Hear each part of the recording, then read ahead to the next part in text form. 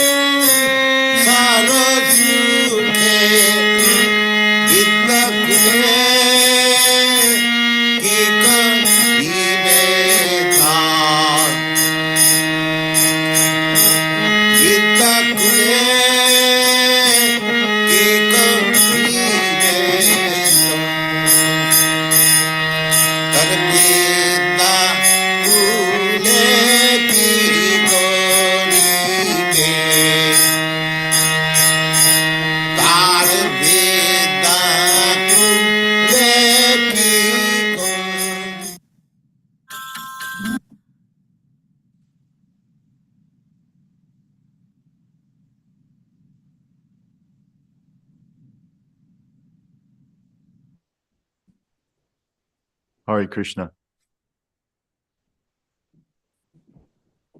So that was a song written by Narottama Thakur. And the name was Nitai Pada Kamala, being sung by A.C. Bhaktivedanta Swami Prabhupada. Today is the disappearance day of Narottama Thakur. So we'll be discussing his life and the few of the songs that he's left behind for us, or that he has given to us, to understand love of God and the internal feelings and emotions of a pure devotee. So I'll start just by giving a brief prayer to my spiritual master. Om Jnana Timirhandasya Gyananjana Shalakaya Chakshulan Militam Jena Tasmai Shri Gurave Namaha Shri Chaitanya Manobhishtam Sthapitam Jena Bhutale Svayam Rupa Kadamayam Dadati Sva Pandantikam. Jai Shri Krishna Chaitanya Prabhu Nityananda Shri Advaita Gadadhar Shivasari Gauda Bhaktivinoda. Hare Krishna Krishna Krishna Hare Hare Hare Rama Rama Rama Hare Hare.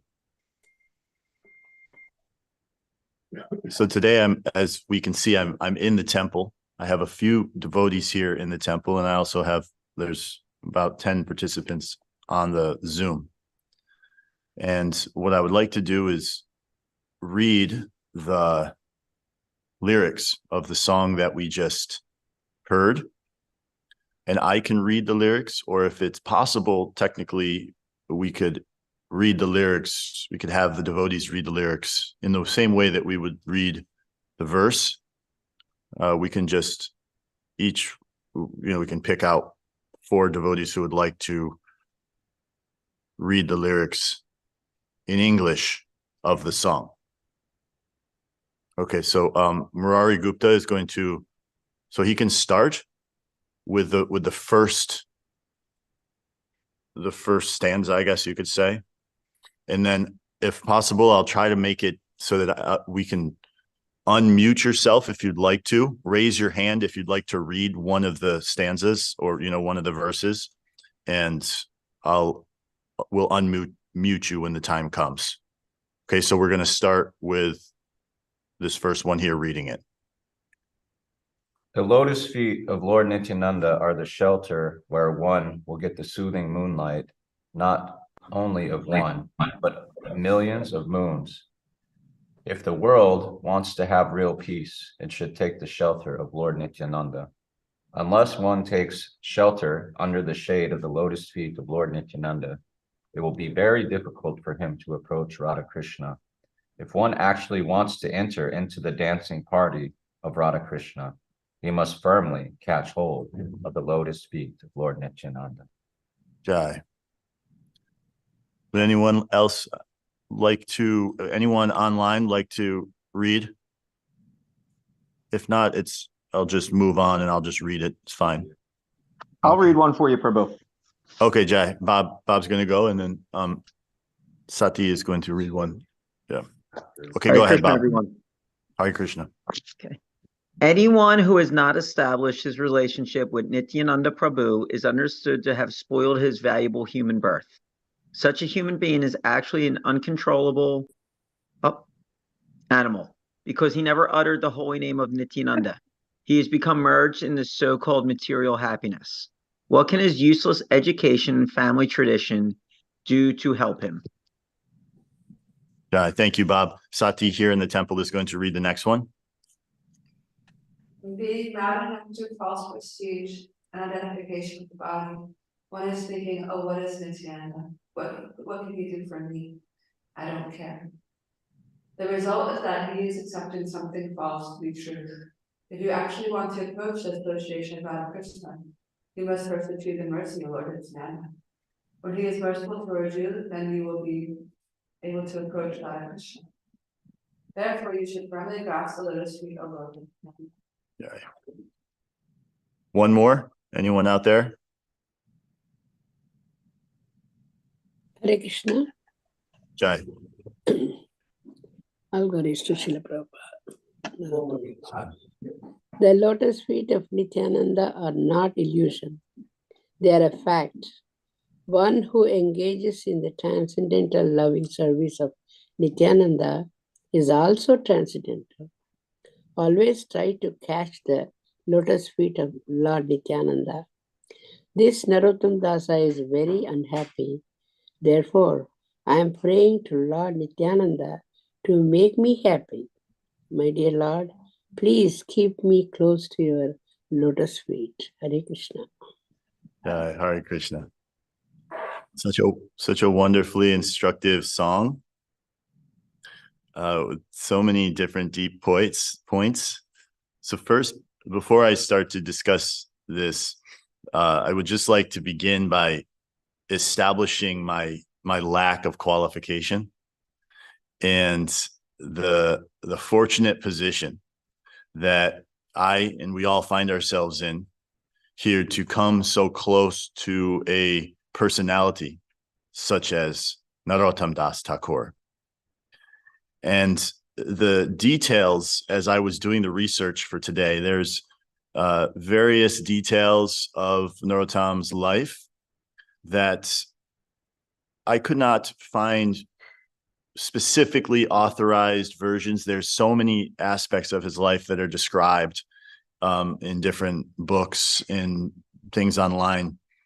And the authorization of those wasn't very clear. So I would like to say that I've done my best to establish the authenticity of anything that I will share today in relation to his life. And if there are any contradictions or corrections that anyone here or anyone else, might find, I suggest that you check with your authority within the ISKCON movement to find the, authorization in terms of what I'm saying, and I'm open to any corrections. But I will say that the important aspects of Narottama Thakur are not so much in the details of his life in terms of the geographical or, specific parts of his life. The important points are the songs and the directions that he has given us in his poetry and in his music, and in being able to understand our own position and our ability to attain the perfection of human life through Narottama Thakur's songs and poetry.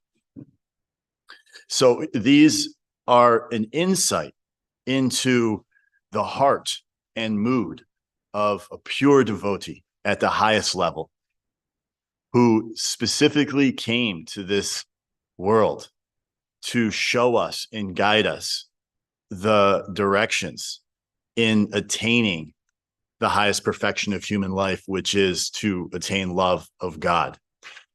And the songs that he gave us were, Srila Prabhupada said that these songs should be accepted as good as Vedic conclusions. So that means that they are a representation or the actual truth. So we're able to experience and understand truth through these songs that Narottama Das Thakur left us. And really, you could call them songs, you could call them prayers, bhajans. Ultimately, what they are is, as I mentioned, they are an insight into the heart of an individual that has attained the perfection of human life. So when we look at the lyrics and the actual poetry in these songs, they capture something that the logical mind can't necessarily, explain through something like study or research. They come from having attained the mercy of Chaitanya Mahaprabhu, who is Krishna himself. And what these songs are giving us is this glimpse into the internal place of the pure devotee. And what that can allow us to do is actually see that in a way that we can kind of get that feeling internally for ourselves to give us inspiration and direction in our own bhakti practice. Because ultimately, for ourselves and what we're attempting here is to ourselves attain the same position that Narottama Das Thakur is speaking about in his songs. Now, I just also want to make one point in relation to those of us who might have come to Krishna consciousness and need a little bit more guidance in terms of what we're actually speaking of when we're speaking of a disappearance day. Because today, as I mentioned, today is the disappearance day of Narottama Das Thakur. That is what you would call in the normal speak of what we understand is that he passed away or he died. But we don't, as Vaishnavas, we understand that all of us, all the jivas are eternal. And especially when it comes to a pure devotee, such as Narottama Das Thakur, we can understand that there is an appearance and a disappearance. And actually in Sanskrit, does anyone know the Sanskrit word for appearance? So there's a Sanskrit word for appearance and disappearance. Prakat and aprakat. Well, there's that. I think that maybe that. So yes, Tirabhav, that's one. Tirabhav, Anubhav. Yes, exactly. So there's Tirobhav, which is disappearance, and Avrabhav, which is disappearance. Appearance. So we're of course, Sanskrit has a much deeper understanding of it's explaining things more deeply in terms of reality because it's connected. It is, the spoken language in the Vedic culture. But so just to be clear, what we're speaking of here is the point where today, where Narottama Das Thakur actually left his body, his physical manifestation. It's not as if he disappeared like, Amelia Earhart or the Malaysian Flight 370 or something like that. He left his body, or he died. But what we can actually understand is, although he left this physical plane, as Bhaktivinoda Thakur says, he reasons ill who says that Vaishnavas never die, because thou art living still in sound. And for sure, if that can be said of any acharya, the Narottama Das Thakur certainly is living in sound, is alive and well, especially here in this ISKCON movement throughout the world. And his songs are sung every single day in every single ISKCON center around the world. specifically the main song, which I think most of us can say, but what's the song? What's the song that we sing in the morning if we're in the temple every single day? That is from Narottama Das Thakur. It's actually right behind me, right there. It's Shri Guru Vandana. Shri Guru Vandana. This is Shri Guru Charana Padma. This is a glorification of Narottama Das Thakur's guru. Who was Narottama Das Thakur's guru? Does anyone know? It says it in the song towards the bottom. Lokanath Goswami. Yes. Lokanath Goswami. Now, Lokanath Goswami was a personal associate of Lord Chaitanya. Just so that we can get into a little bit, so we can have a basis. I want to go over the kind of purport of the song that we sang, but we'll briefly just so that we know where we are in history generally with Narottama Das Thakur. His guru was Lokanath Goswami, who was an associate of Lord Chaitanya. Narottama Das had appeared.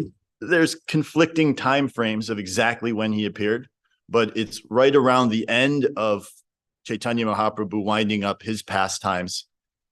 And then Narottam came after Lord Chaitanya. So he's right after Lord Chaitanya has left. And his guru, his actual Narottama Das's Diksha Guru was Lokanath Goswami, and his Shiksha Guru was, anyone know? Jiva Goswami. So we can understand that Jiva Goswami was also kind of, this, I believe he was the nephew of Rupa and Sanatan Goswami, or he was, this is right after Chaitanya Mahaprabhu left. And all of the associates are winding up their pastimes. So the next level or the next stage of what's coming out in the movement are these devotees.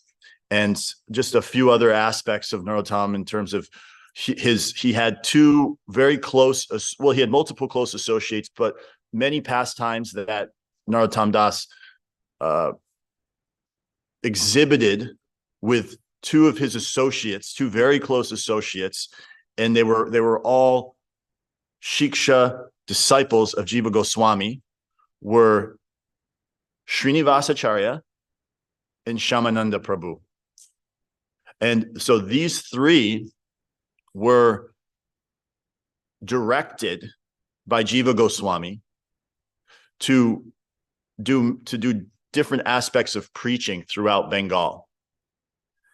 And we'll get into some of those specific pastimes. I'm sure that some of the devotees have heard many of these pastimes, but we'll get into a few of them. But what I would like to really look at before we go into the more detailed aspects of his pastimes is just the purport of the song that we just sung, but just so we can understand when this is being written, and the point in time is right after Chaitanya Mahaprabhu left. This is happening in and around either Vrindavan or in Bengal. And also Narottama Das Thakur was actually born in modern day Bangladesh, but spent most of his time preaching in and around Bengal, and also went back and forth to Vrindavan.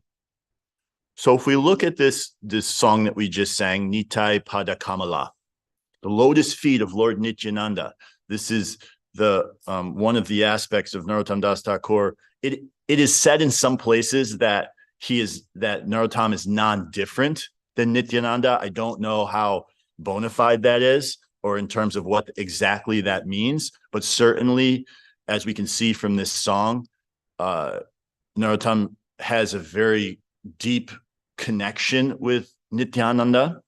So what he's saying here is Nityananda are the lotus feet of Lord Nityananda are a shelter where one will get the soothing moonlight, not only of one, but of millions of moons. And if the world wants to have real peace, it should take shelter of Lord Nityananda. So unless one takes shelter under the shade of the lotus feet of Lord Nityananda, it will be very difficult for him to approach Radha and Krishna. If one wants to actually enter into the dancing party of Radha Krishna, he must firmly catch hold of the lotus feet of Lord Nityananda. So this is it, just right in line with what we understand through the Parampara system and through Srila Prabhupada and the Srimad Bhagavatam, as Srila Prabhupada mentions about Narottama Das Thakur's songs, that they are as good as they are Vedic conclusions. Here we understand what is the result of accepting the lotus feet of Lord Nityananda. So what is the result? Heno nitai bine bhai. So unless one takes shelter under the shade of those feet, it will be very difficult for him to approach Radha Krishna. So here we have instruction. What is it that we should do? We should take shelter of the lotus feet of Lord Nityananda, because this is the aim of the Krishna consciousness movement. So because it's the aim of the Krishna consciousness movement, because the aim of it is to approach Radha and Krishna. And as we see here, to approach Radha and Krishna, we need the mercy of a devotee. And the mercy of a devotee incarnate is Lord Nityananda. And of course, so he advises us that if we actually want to approach, then we should enter if we want to approach the dancing party of Radha Krishna, which means if we want to enter into the spiritual world, then we should approach Lord Nityananda. And this is very instructive for us. As we move on here, anyone who has not established his relationship with Nityananda is understood to have spoiled his valuable human birth. Such a human being is actually an uncontrollable animal because he never uttered the holy name of Nityananda. He has become merged into so-called material happiness. What can be his useless education and family tradition do to help him? So as we see in so many places, Srimad Bhagavatam and the different writings of the acharyas, that there is a heavy approach towards materialistic life. And the reason that is there is because we are so attached to this materialistic concept of life. And what we have lost is that connection or that contact with the supreme truth and the truth of who and what we are. So in their compassion and in their mercy, in the internal state of the pure devotee, although they're understanding and recognizing the beauty and the glorious nature of the spiritual world, they also speak about this lowness of the material world, or this what it means to actually spoil a human birth, or that if we're not making that connection with Lord Nityananda, that we're giving up a very valuable opportunity. So what Narottama Das Thakur is giving us here is this direction about what it looks like to be spoiling our human birth, and that actually it's very heavy in the sense that Britta is useless. Janma Britta, that our life is useless if we're not using it to reach Krishna consciousness. And we can utilize this not to be depressed about our position or to feel guilty. This is being expressed so that it can paint the picture for us and remind us to utilize our life for what it's actually meant for. And what is it meant for? As it's described here. So again, why are we doing this? Why are we wasting our life in acting like animals? Because ahankara mata hoya, being maddened after false prestige and identification with the body.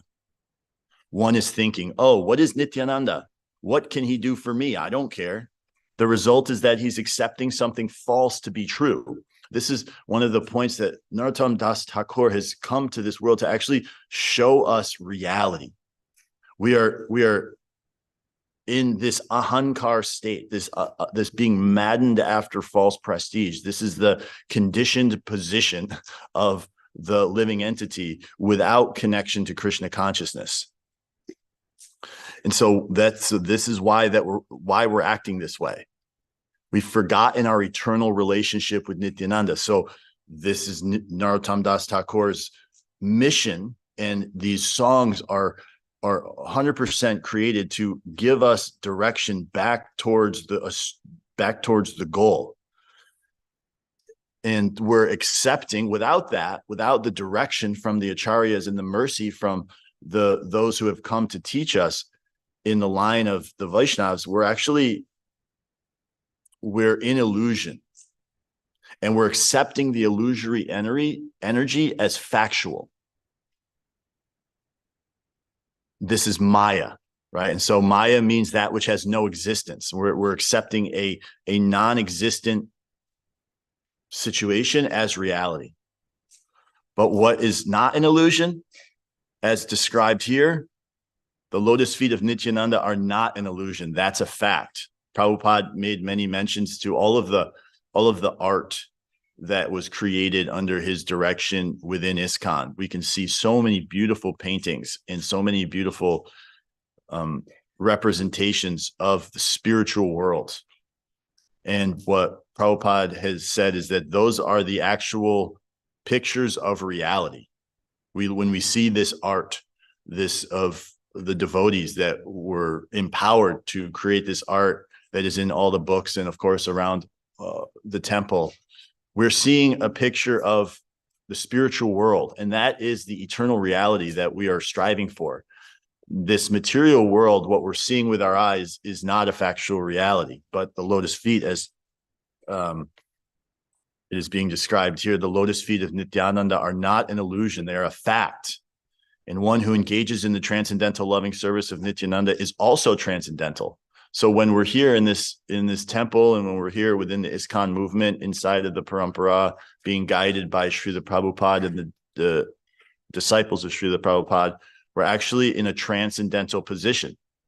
So if we always try to catch the feet of Lord Nityananda, and it's interesting because as I mentioned, like these songs of Narottama Das are a expression of the internal feelings and mood of the pure devotee, and what it's actually like to get a little bit of a glimpse of what it's actually like for them internally.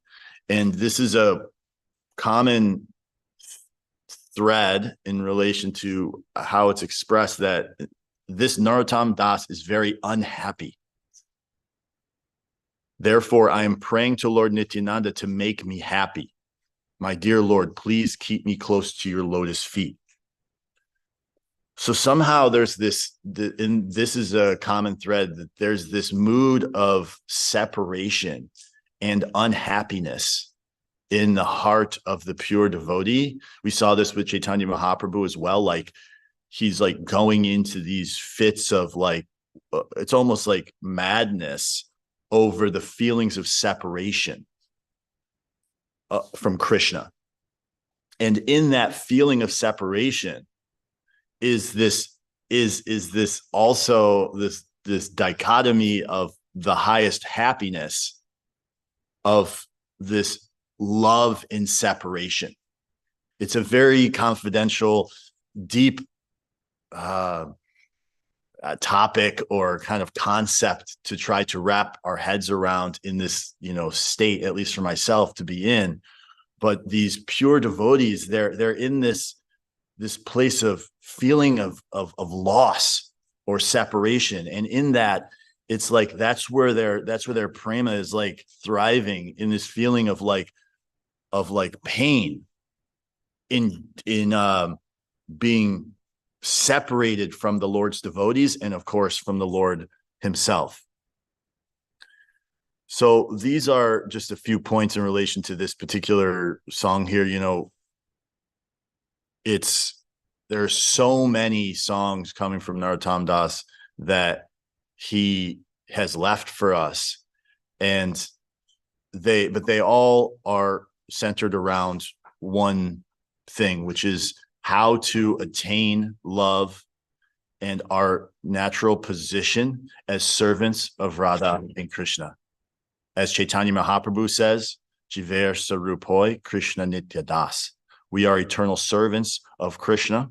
And as eternal servants of Krishna, our natural position, as we can go to Tashta Shakti, we can go towards the material energy, or we can go towards the internal potency of Krishna. And in that, we have this free will. So what we're seeing in these songs, and in this song specifically, that one who is engaging in the transcendental loving service of Nityananda is transcendental, and we have an option to either go towards Krishna or go away from Krishna in our life. And if we hold on to the lotus feet of Nityananda and hold on to the mercy of devotees like Narottama Das Thakur that have come here to help us make the right choice to utilize our free will and go towards Krishna, towards bliss, towards happiness. And the direction on how to do that is given in these songs of Narottama Das Thakur. So this one specifically is in relation to Nityananda. There's a few points. So I would say that as in doing the research for this, there was what I was trying to connect it with is like, what are points in Narottama Das Thakur's life that actually represent different aspects of qualities that we can utilize for our own bhakti and understanding our own development to become better devotees and to ultimately get closer to Krishna. So for sure, Narottama Das Thakur was a representation of the Trinad Api Sunichena, to be more humble than a blade of grass and more tolerant than a tree. In fact, so Narottama was born in a Kayasta caste. So he wasn't technically a Brahmin. And at that time, the rigid caste structure within India was maintaining that only Brahmins were able to take initiation and give initiation to other devotees, or to people. And so Narottama was one of the first that, after Chaitanya Mahaprabhu, that actually went against these conventional ideas, the same way Srila Prabhupada and Bhaktisiddhanta Saraswati did, that it was possible for anyone to attain love of God. And he himself, although a Kayasta, he was born into a royal family. So he was born and he grew up in a opulent situation, but at a very early age, he recognized that this was not for him, and he started to move on, wanted to renounce his situation. And there's some past times in relation to how that love of God was attained by Narottama, which it is stated that Chaitanya Mahaprabhu himself left prema, or love of God, for Narottama Das Thakur in the Padmavati River. So this, again, from a logical perspective, we cannot understand Narottama Das Thakur or the past times, but we can understand it as truth in relation to this is something that's a confidential subject, and we can accept it. But Chaitanya Mahaprabhu left prema for Narottama Das Thakur in the Padmavati River. And at some point in his early life, Narottama Das went to the river, and when he stepped in the river, he attained prema. He was that love of God went into his consciousness or into his being, and from that point forward, everything about him changed, and he fully, not everything, but his appearance, his connection, and obviously what happens when you attain prema, the consciousness shifts. And he took some time for him to break away from his family life, but ultimately he did. He's a lifelong brahmachari, and he never married or had the intention to marry. And at some point he went to Vrindavan. So he left Keturi, which is where he was originally from, and he went to Vrindavan, and that's where he was looking to attain the Diksha from Lokanath Goswami. And so, but Lokanath Goswami was not in the position of taking disciples. So actually, what Narottama Das Thakur did was he begged in the form of trying. So he wanted to become the disciple of Lokanath. So what he did is he went to where Lokanath was using the bathroom in the outhouse, and every day he would clean that. Every night, actually, he would go there during the night and he would clean it so nicely, so that whenever every morning Lokanath would come, he would see that it was clean, and he didn't know who was doing it. And then eventually he found out that it was Narottama, and he realized, so this was basically a prince, was somebody who is coming from a royal family, who is coming to recognize that his position is someone who is cleaning the toilets of the pure devotee. And in that mood, Lokanath recognized that this was someone that he wanted to accept as a disciple, and that is what he did. He accepted Narottama Das Thakur as his disciple, his only disciple, and from there he directed him to go back to Bengal and preach. So in that, at some point, Narottama also went to Vrindavan and was able to meet Jiva Goswami and make connections there with the other devotees who would be his associates as Srinivas and Shamananda Prabhu. And they were directed by Jiva Goswami also to go bring the writings from Vrindavan to Bengal. And there's a pastime in relation to that where those writings were stolen. But just a little point on that. So we could see that actually Narottama Das Thakur was he was what we could say like the first book distributor. In that, maybe not the first, but he has one of the inaugurations of book distribution where he was bringing books. He was trying to transmit the knowledge from one place to the other and moving those books and trying to share and spread this Krishna consciousness, which ultimately his greatest contribution, it's maybe arguable, but the contribution that's most understood and recognized are the songs that he wrote and the two song books. And we can see that the life details, he's a Shiksha disciple of Jiva Goswami. The Jiva Goswami tells Shamananda, Srinivas and Narottama to take the books and bring them to Bengal. And in the process of bringing those books to Bengal, they actually get stolen. And there's a point where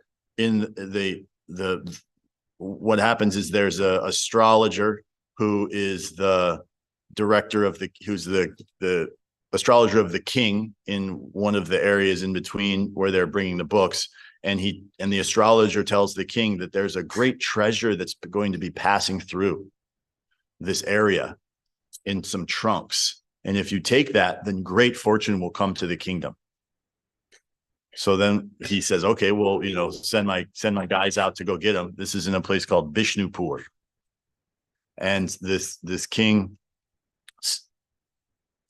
takes the sends his guards out and they steal these trunks. And he realizes like these trunks are full of books. Like, what am I going to do with these books? I mean, it's like, so he just puts them in his, storehouse.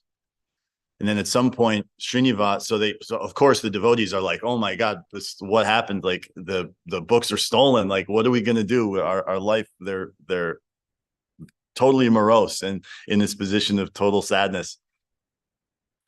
And at some point, it takes some time. They tell Jiva Goswami, hey, the books are stolen. What are we going to do?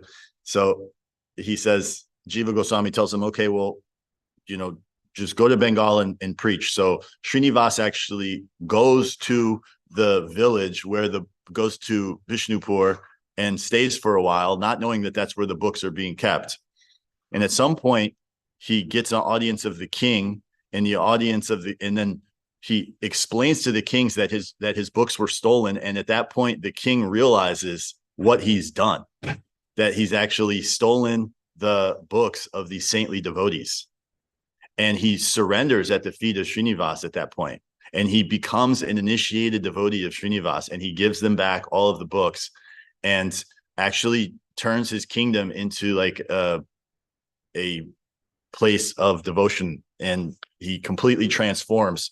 So somehow we can recognize that sometimes difficult things happen and we can't understand what is the plan of Krishna and how the difficulties in our experience of life may be guiding us in our path to help others become more Krishna conscious. So what we're seeing with Narottama is that we're getting direction and guidance about how to attain Krishna consciousness. And his disappearance, there's some different aspects of contention, I guess you could say, in terms of what happened specifically with his disappearance. But it seems to be that he lived to be, quite into old age. And at some point, two of his closest associates left the planet. And after they left the planet, he had decided that he wanted to leave. So he performed kirtan, took a walk with his associates to the Ganges. And then ultimately, from what I understand, his physical body merged into the Ganges when he actually disappeared. So he left back to the spiritual world and merged his body into the Ganges at his own discretion. Like he went there and chose to do it and left this world. So these are just a few points. There's so much. I'm trying to like organize this. There's so many things I didn't even get to. Like there's this the great festival at Kituri, which is the first Gaura Purnim festival that Narottama Das Thakur ultimately put on. And that in that festival, the associates of Lord Chaitanya and Lord Chaitanya himself actually appeared. The kirtan was so ecstatic that it turned into a festival where actually Lord Chaitanya and Lord Nityananda and the associates appeared at this festival in Keturi. So that was the first Gaura Purnima festival. And there's so much to look at and to discuss about him. And I'm interested. There was another bhajan that I wanted to look at, but I don't think we'll have time to do it. I would like to open it up for any devotees who have more understanding or recognition of the position of Narottama Das Thakur. If anyone would like to make any points or correct anything that I've said about Narottama Das that is appropriate to speak today, maybe any of the more advanced devotees here is okay. Murari Gupta wants to mention something here. So very nice presentation, Prabhu. Narottama Das, even before he appeared in this world, he was so dear to the Lord Chaitanya. He was so dear to Lord Chaitanya that Lord Chaitanya ran into the water where he was born, yelling out, Naruto, Naruto. And everybody thought he was crazy. And he actually predicted the birth right there on the river, the Lord Nityananda. And then later on, he would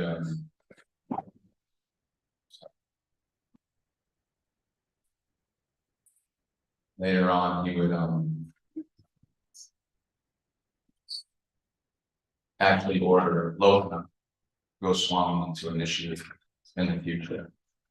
So this is like before he was born, but he was so geared. Oftentimes, Lord Chaitanya in ecstatic kirtans will cry out Narottama as well, and so people have no idea what he was talking about, But this thing is ecstatic, and that just shows how much he actually means to us. And I mean, his poetry and his songs are such a contribution. He's definitely one of my favorites, and I mean, just our movement wouldn't be the same without the contribution of Narottama Das Thakur and his humility and his character and his presentation of Lord Nityananda and Lord Chaitanya and humility. Very beautiful. So thank you.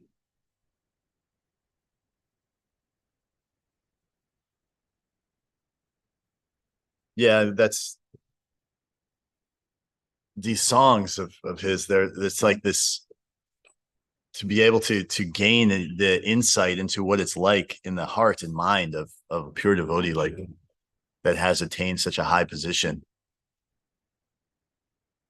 It's music and poetry can capture that in a way that regular scholarship just it can't. It's like an emotional feeling, and music, as we know, it's somehow helps us connect into those emotions. So I think that's, for me, that's one of the greatest aspects of reading trying to understand his poetry, is the feeling that emotion and gaining inspiration in my own practice by understanding that emotional aspect of the pure devotee. Krishna Village, yes, Prabhu. Hare Krishna. Hare Krishna. On the disappearance day of Narottama Das Thakur. So I'm very happy with your enthusiasm to speak about Narottama Das Thakur. That's so nice. It's so wonderful. It is rare, and the teachings itself, the songs itself, I felt that sorry, my son is making noise. The songs itself will make invoke deep devotion into Lord Krishna consciousness. Is one song itself, one writing itself is enough to bring that change, transformation in our hearts, in our life. It's very, very deep. When after departure of Lord Chaitanya Mahaprabhu, it was very hard for the devotees to live in separation from Chaitanya Mahaprabhu. It's practically impossible, for them to live. So then it brought, rejuvenated all the devotees and their life, and brought enthusiasm when they heard Narottama Das Thakur's prayer. Mostly, his prayers also in separation. He's like singing in separation from the Lord.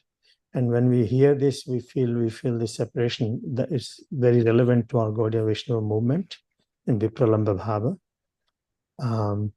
But I'm very influenced or affected by Narottama Das Thakur's teachings also very much. That kept me going for years.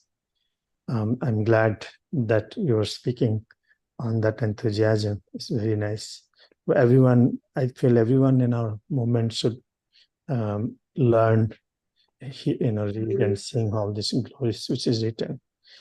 That makes us feel we are part of this great movement, Krishna conscious movement. Thank you for sharing. Hare Krishna. Hare Krishna.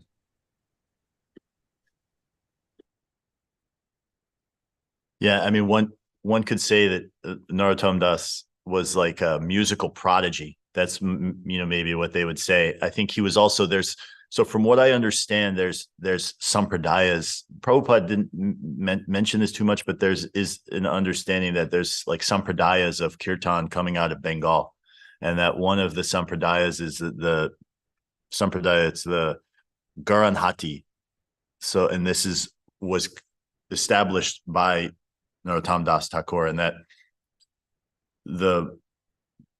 so it's you look at composers like Mozart, Beethoven, they produce this musical, but it has like it's all mundane, but somehow Narottama Das, not somehow actually, Narottama through his inspiration was able to create this poetry and music without being classically trained in music or anything like that. Like he just had this inspiration and ability to make this music and poetry that has lasted 500 years and to this day inspires so many people. So it's very, very wonderful. Vishnu Gada Prabhu, yes.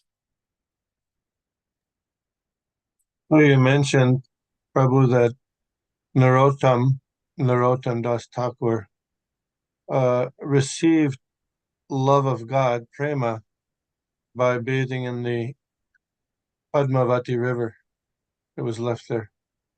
So is there some place for us we can go like that? Is that how we should do it? It's good. I mean, yes, and it's called Srila Prabhupada's anywhere that there's bona fide devotees chanting Hare Krishna. So somehow there's the fortunate Nitya Siddhas who somehow have a deeper connection with Chaitanya Mahaprabhu or Krishna that are sent here specifically to spread the mission of Chaitanya Mahaprabhu. But we can attain the same position by coming in touch with Srila Prabhupada. So although we might not be able to walk directly into the river and just pick it up and, have it shot into our, consciousness, by chanting Hare Krishna and by studying Srimad Bhagavatam and following the direction of Srila Prabhupada, we can also attain that. So but I don't know if there's any rivers that we can just walk into right now we would get that. Maybe, you I for asking. think the same thing. Sorry, Vishnu, I'm sharing. The purpose is Lord Chaitanya Mahaprabhu gave left for him so that he can share with the devotees. And whatever he's left is writings, songs. When we sing, we are actually in a way bathing in that river. Yes. Basically, well, that's what I understand. So we also will get the same merits, same mercy, love for the Lord, whatever He's given to him. Yeah, it's like it's the conduit. He's the powerhouse. He got connected to it, and then through those songs, all the Yes. the energy sources are coming off. And if we connect into that in the proper mood, with the right frequency or the right AC DC voltage of bhakti, then we can connect right into that same prema that was left. Yeah. I would say that Narottama Das Thakur, in a sense, is a little bit of a special case, and we're not going to do it that way. We're not going to at least come to the level that he had. He's a Nitya Siddha devotee, whereas we're at best a Sadhan Siddha. So yes, I agree with you that our method has to be to approach a pure devotee, Srila Prabhupada, and get mercy, and he approached the river there, but we may not immediately get to the same level as Narottama Das Thakur. did.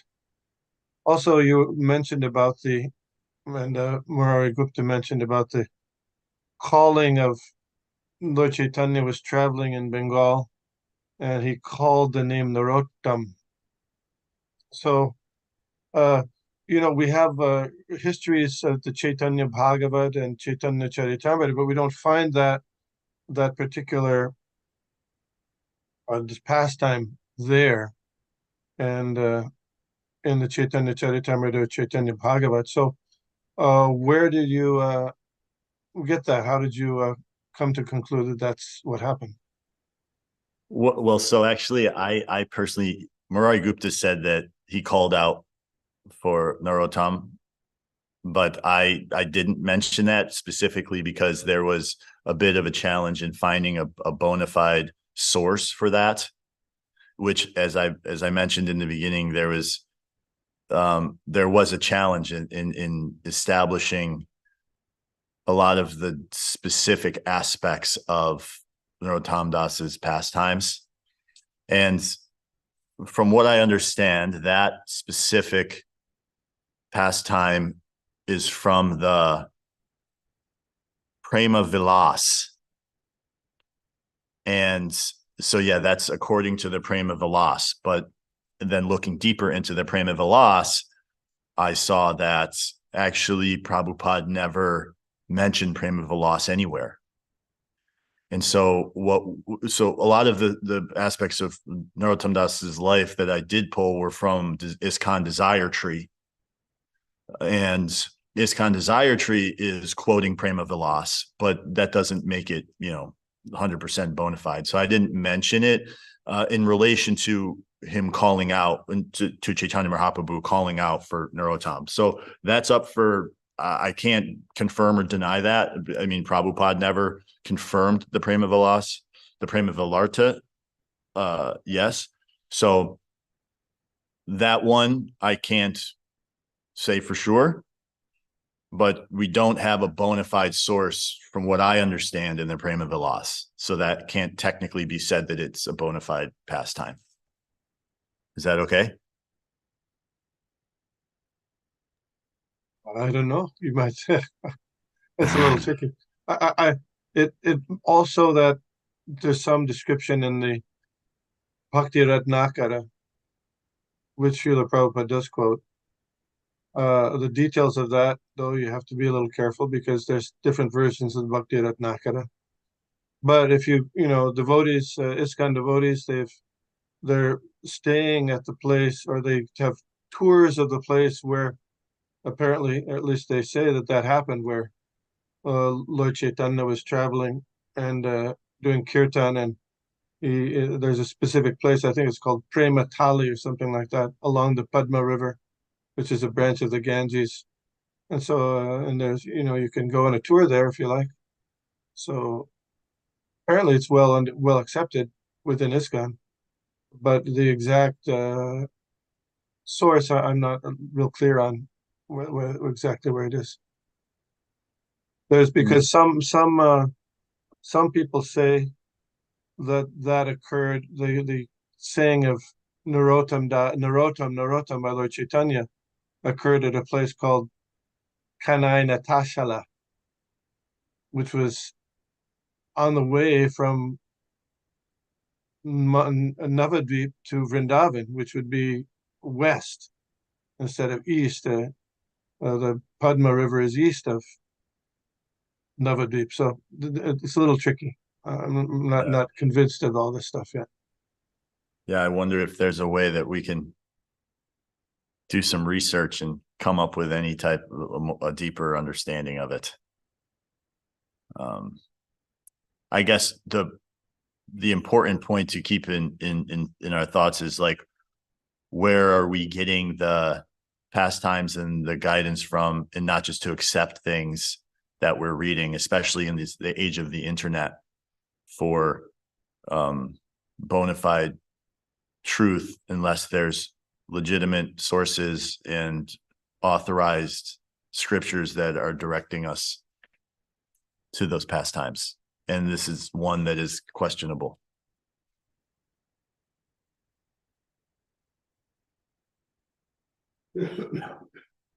So thank you, Vishnu Prabhu, for your always insightful look into things. Did I see someone else with their hand up? No? Okay, well, I thank you for coming. Thank you for allowing me to speak on such high topics. And I pray that I didn't cause any offenses or make too many mistakes in relation to what I said. Narottama Das Thakur Ki Jai. Thank you very much, Prabhu. Thank Very you. nice class. Hare Das. Hare I came to know a lot of things from this. Jai. Thank you very much. Thank you.